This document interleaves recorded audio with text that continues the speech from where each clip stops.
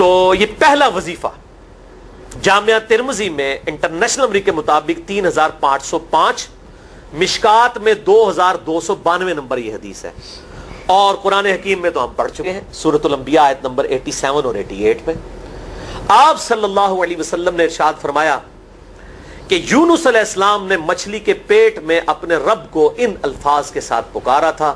لا الہ الا انت سبحانک انی کنت من الظالمین، اور پھر آپ صلی اللہ علیہ وسلم نے فرمایا کہ جو کوئی شخص اپنے کسی بھی معاملے میں، کسی بھی پریشانی میں اس دعا کے ذریعے اللہ کی طرف متوجہ ہو، اللہ تعالیٰ اس کی دعا کو قبول فرما لیتا ہے۔ اور قرآن میں بھی آ گیا نا کذالک ننجی المؤمنین، اور کتنا بڑا فتویٰ آیا میرے بھائیوں، سورہ الصافات 143 144، فلولا انہ کان من المسبحین، اگر یونس ہمیں ان الفاظ میں ہماری تسبیح نہ کرتا، للبث فی بطنہ الی یوم یبعثون، تو مچھلی کے پیٹ میں قیامت تک مچھلی کے پیٹ میں رہتا اگر اس طرح نہ ہمیں پکارتا، اس کی قبر مچھلی کا پیٹ بن جاتی۔ یعنی یہ اتنا عطاب، اور وہ دور ہو گیا اس دعا سے، بہت بڑے اسماء اعظم میں سے ہے۔ تو یہ بہترین دعا، بہترین وظیفہ، اسماء اعظم میں سے بہترین چیز، اور سب سے بڑھ کر جو میں نے بات کی کہ بہترین استغفار، اللہ سے توبہ مانگنے کا بہترین ذریعہ۔ اور کس طریقے سے، اے اللہ تو تو پاک ہے نا، تجھ سے تو غلطی نہیں ہوگی، میں بندہ ہوں، غلطی کروں گا، تو اللہ نے تو معاف کرنا ہے نا، کیونکہ جب بندے نے اپنی عاجزی کا اظہار کر لیا ہے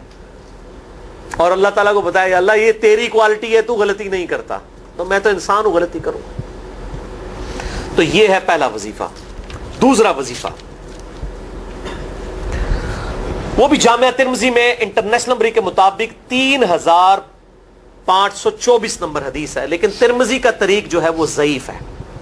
یہ میں پہلے بتا دوں، امام ترمذی نے ساتھ لکھا ہے یہ روایت کمزور ہے، لیکن ضروری نہیں ہوتی کہ روایت اگر ترمذی میں کمزور ہے تو کہیں اور وہ روایت صحیح نہیں موجود ہے۔ اس کی صحیح سند المستدرک للحاکم میں انٹرنیشنل نمبر کے مطابق 1862 نمبر موجود ہے، اور سنن نسائی الکبریٰ میں 10492 نمبر ہے، اور مشکات میں بھی 2454 نمبر حدیث ہے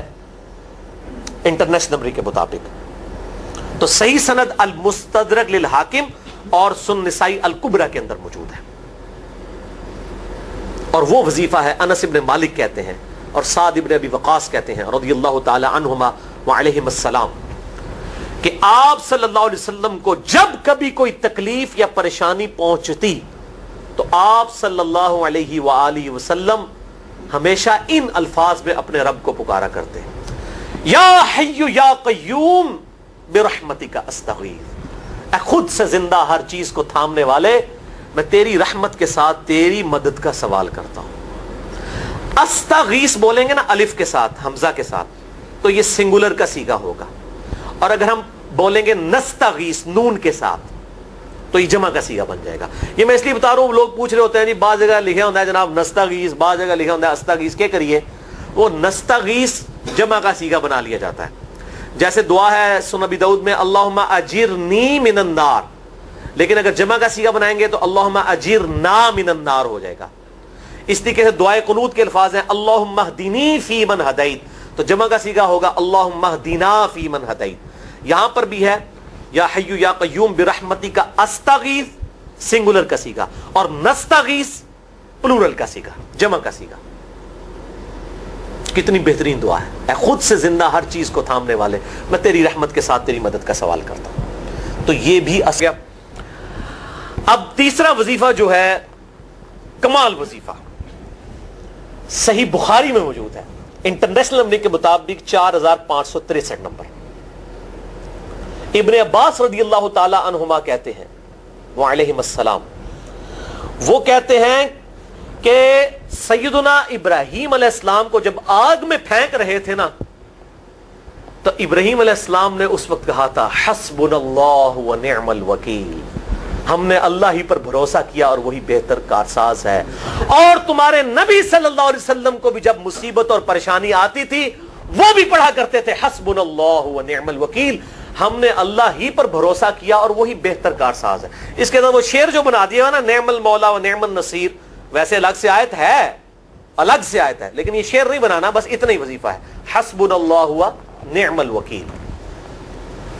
اور یہ جو انہوں نے کہا کہ نبی صلی اللہ علیہ وسلم بھی یہ کہتے تھے، اس کا ذکر الحمدللہ قرآن میں بھی موجود ہے، اس سے بھی بڑھ کر سورہ آل عمران کی 173 نمبر آیت میں ہے کہ جب نبی صلی اللہ علیہ وسلم اور اہل ایمان کو یہ خبر پہنچی کہ کافر ان کے خلاف سازشیں کر رہے ہیں، تو نبی اور اہل ایمان نے پکارا حسبنا اللہ و نعم الوکیل. تو حسبنا اللہ و نعم الوکیل قرآن کی آیت بھی ہے، اور یہ ہے وہ آیت، وظیفہ قرآن میں آیا ہوا ہے یہ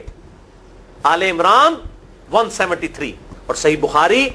4563. اور مجھے بڑا وجد آیا کہ ابراہیم علیہ السلام کو جب آگ میں پھینکنے لگے تھے، انہوں نے اس وقت اللہ کو ان الفاظ کے ساتھ پکارا حسبنا اللہ و نعم الوکیل. اچھا، یہ جتنے بھی وظیفے ہیں نا میرے بھائیوں، ان کا فائدہ اسی وقت ہے جب آپ کو ترجمہ بھی ان کا آتا ہوگا، ورنہ آپ روزانہ جتنی مرضی تسبیح کھینچتے رہے کوئی فرق نہیں پڑے گا. اس لیے میرا ایک پرسنل مشورہ ہے کہ جب بھی یہ وظیفے پڑھیں نا آپ،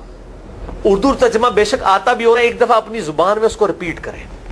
یعنی آپ پڑھیں حسبنا اللہ و نعم الوکیل، میں نے اللہ ہی پر بھروسہ کیا اور وہی بہتر کارساز ہے. آپ دیکھیں یہ صوت القرآن چینل میں جب وہ عربی چل رہی ہوتی ہے، جیسے ہی وہ مراج الدین خان کا ترجمہ شروع ہوتا ہے نا، کیسے کب کبھی طاری ہو جاتی ہے، کیونکہ ہماری زبان میں بات ہو رہی ہوتی ہے نا. ابھی ابھی تو نہیں قیام اللیل میں رو رہے ہوتے، ان کی زبان میں بات ہو رہی ہوتی ہے، اپنی زبان کا اثر ہوتا ہے.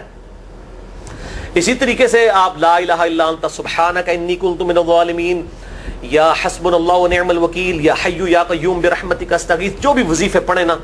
ایک دفعہ ان وظیفوں کو جب آپ الگ سے دعا مانگ رہے ہوں، اس وقت اس کو آپ اپنی زبان میں بھی دہرائیں. اور اس کے لیے کوئی تسبیح نہیں کھینچنے کی ضرورت کہ آپ نے اتنے 100 دفعہ پڑھنا ہے. تسبیح تو ویسے ٹھیک ہے، وہ آپ استعمال کر سکتے ہیں، لیکن آپ چلتے پھرتے اٹھتے بیٹھتے ہر وقت جس حالت میں بھی، اور صحیح مسلم میں حدیث ہے کہ یہ جو وظائف ہیں ان کے لیے تو کوئی وضو بھی کیا، غسل بھی پروٹوکول نہیں ہے. ام عائشہ کہتی ہیں نبی صلی اللہ علیہ وسلم حالت جنابت میں بھی اللہ کو یاد کر لیا کرتے تھے. صحیح مسلم میں حدیث موجود ہے، جنابت والے چیپٹر میں ہر حال میں اللہ کو یاد کرتے تھے. اور جو قرآن میں بھی دعائیں یا اذکار آئی ہیں نا، جب آپ حالت جنابت میں بھی اس کو کریں گے نا تو اس پہ قرآن کا حکم نہیں لگے گا. تو جامعہ ترمذی اور ابو داؤد میں جو حدیث ہے کہ حضرت علی کہتے ہیں نبی صلی اللہ علیہ وسلم کو حالت جنابت کے علاوہ کوئی اور حالت قرآن پڑھنے سے مانے نہیں ہوتی تھی،